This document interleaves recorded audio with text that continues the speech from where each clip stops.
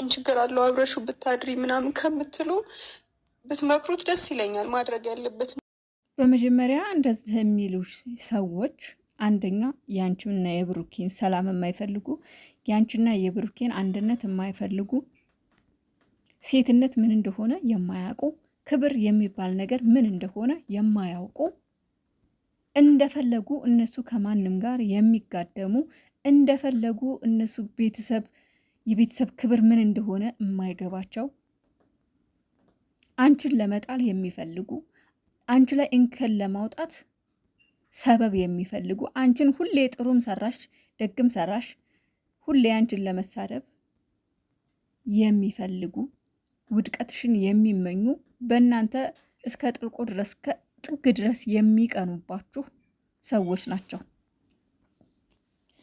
ታዲያ ለእነዚህ ሰዎች ቦታ መስጠት አለብሽ አንቺ ሀይሚዬ።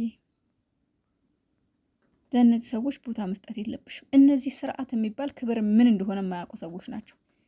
ስለዚህ እነዚህን አይደለም መስማት ያለብሽ አንቺ፣ እነዚህን አትስሚ።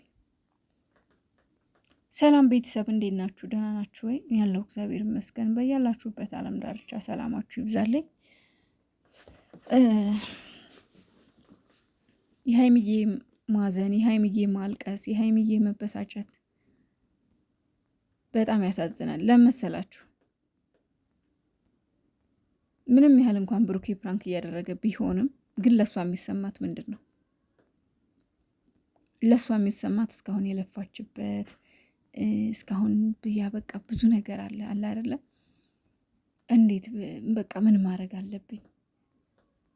በዛ ላይ ደግሞ የሰውም ተጽዕኖ አለ። በውስጥ እንደሰማችኋት ሰው የሚናገራት ነገር አለ። ምን ችግር አለው? እንዲህ ነው እንዲያ ነው የሚላት ሰው አለ።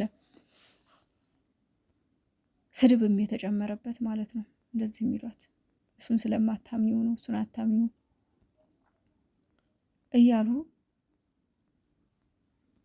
በእሷ ቦታ ብንሆን እኛ መበሳጨት ማልቀስ ብቻ አይደለም፣ ብዙ ነገር እናስባለን፣ ብዙ ነገር እናደርጋለን። ሳታስበው የምታውቀው ብሩኬ የምትወደው ብሩኬ ድንገት ተነስቶ ሌላ ሰው ሲሆን አስቡት፣ ከባድ ነው። ምክንያቱም ያቀዱት እቅድ አለ፣ ያሰቡት አላማ አለ፣ ያለሙት አላማ አለ፣ ብዙ የተነጋገሩት ነገር አለ። ያንን አፍርሶ ድንገት መጥቶ እንደዚህ ቢሆን ሁላችንም የምንወስነው ውሳኔ ከባድ ነው፣ በጣም በጣም ከባድ ነው እና አንዳንድ ጊዜ ነገሮች ድንገት በቃ ሳናስበው ወደ ያልተፈለጉ መንገዶች ይሄዳሉ እና ሀይሚዬ አሁን ያጋጠማት ያ ነው። በእሷ ቦታ ሆነን ብናስበው እጅግ በጣም ከባድ ነው። እውነት ለመናገር ምን ሰጠው ምክንያት ይኖራል። ገባችሁ? በቃ ሌላ ሰው ፈልጎ ነው፣ በቃ ሌላ ቦታ መሄድ ፈልጎ ነው፣ በቃ ወይ የመተው አስቦ ነው። ምክንያቱም የተነጋገርነው እስካሁን ሌላ ነው። አሁን እንዴት ተነስቶ ድንገት እንደዚህ ይሆናል ምናምን ነገር የምናስበው ሌላ ነው። በቃ ያለ አስጠልቼው ትናንት አይታችኋላ። በቃ የደበርኩት አይነት ነገር ሁሉ ነው የተሰማኝ እያለች ነበርና ሁላችንም ብንሆን የምናስበው የሚሰማን ስሜት ነው። ድንገት ተነስቶ እንደዛ ሲሆን የምናውቀው ሰው እንዴት የማናውቀው ይሆናል ብለን ሁላችንም የምንጨነቅበት ጉዳይ ነው የሚሆነው። ገባችሁ? እና አንዳንድ ጊዜ በዛ ቦታ ሆነን ካላየነው ነገሩ አይገባንም።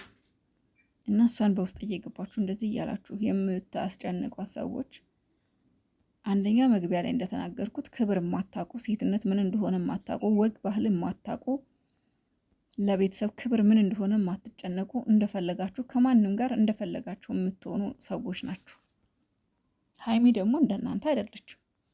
የራሷ የሆነ መስፈርት አላት። ሁላችንም የየራሳችን የሆነ መስፈርት አለን። የሀይሚ መስፈርት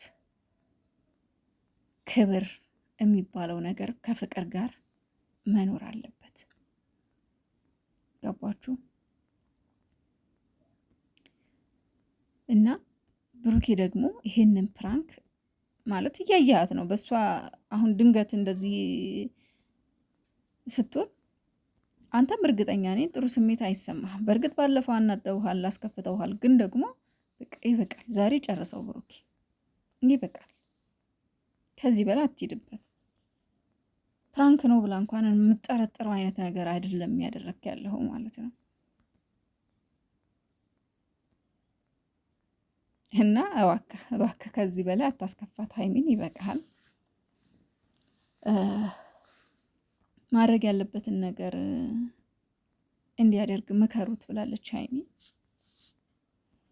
በጣም ብዙ ነገር አለ በእርግጥ የሚባሉ የሚወሩ ነገሮች። ብሩኬ አሁን 2 አይነት ስራ ነው ይሄ።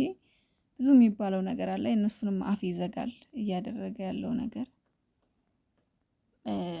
ግን ደግሞ በመሀል ሀይሚ እየተጎዳች ነው። ገባችሁ?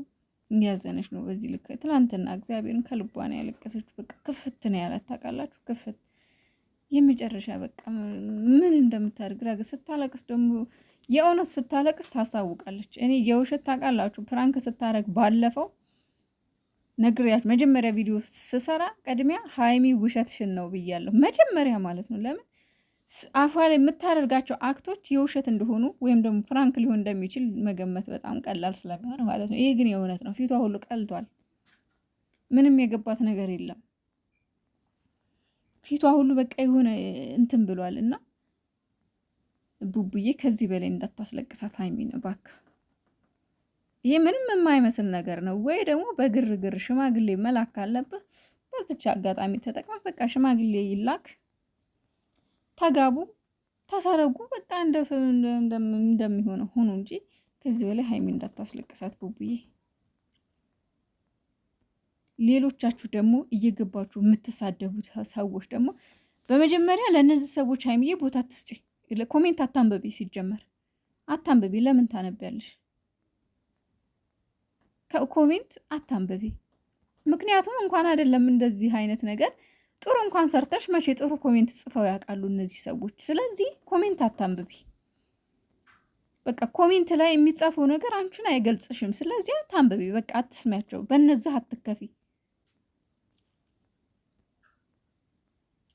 እና ቡቡዬ ደግሞ በቃ መሆን ያለበት ነገር ካለ ሽማግሌ ላይ ይላክ፣ በቃ ይላክ። የምር ምን ደርሰዋል እነዚህ ልጆች እኮ ህፃን የሚባሉ አይደሉም እኮ። ትላንትናማ ጭራሽ ሽማግሌ ላኪልኝ ብሎ ነው እኮ የተላነበሩ። በጣም ጨዋታ ጨምራል። እኛ የምናውቀው ወንድ ልጅ ሽማግሌ ሲልክ ነው። ሀይሚዬ ደግሞ እንኳን አይደለም ሽማግሌ ይቅርና ወርቅ ቢነጠፍ ራሱ የሚገባት ልጅ ናት። እንኳን አይደለም ሽማግሌ መላክ ይቅርና ወርቅ ራሱ ልታነጥፍላት የሚገባት ልጅ ናት እኮ ሀይሚ። ምንም የሚጎላት እኮ ነገር የለም። ከሴትነት ከጨዋነት እራሷን ከማስከበር ከብዙ ነገር ተነስቼ ስለ ሀይሚ ስናገር እኔ እንጃ ምንም ነገር ብታረግላት የማትቆጭባት ወይም ደግሞ በደስታ ልታደርግላት የሚገባ ሴት ናት። ፍቅር ደግሞ በመልክ ምናምን አይለካም። ግን ቢለካም ደግሞ ለእኔ ለመሰለ ስላል ሀይሚዬ ምንም ብቻ ግን እኔ እንጃ ትናንትና እየተጫወትክብን ነው። እኛም ላይ እሷም ላይ ነው እየተጫወትክ ያለውና እኛ ያው ሙድ ስለገባን ብዙ እንትን አንልም። ግን ሀይሚዬ ግን ከዚህ በላይ እንድታለቅስ አንፈልግም። ሞራል የሚነካ ነገርም አትናገር። ሽማግሌ ላኪልኝ ጭራሽ ረተው ቤት እንዴት አድርገህ አስበው።